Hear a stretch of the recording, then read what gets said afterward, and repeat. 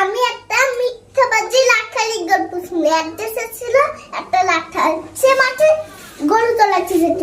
তারপরে লাঠালের মাথায় একটা দুষ্ট বুদ্ধি আসলো, বাঘ এসেছে, সবাই আসলো ছুরি হাতুড়ি নিয়ে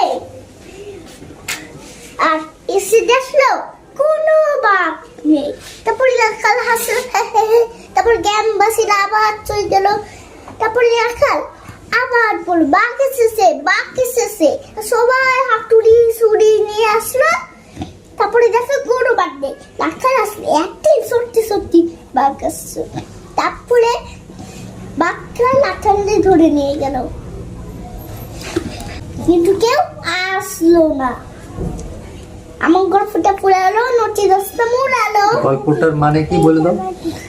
মিথ্যা বলা যাবে না। হাততালি দাও। কি আর কি কবা।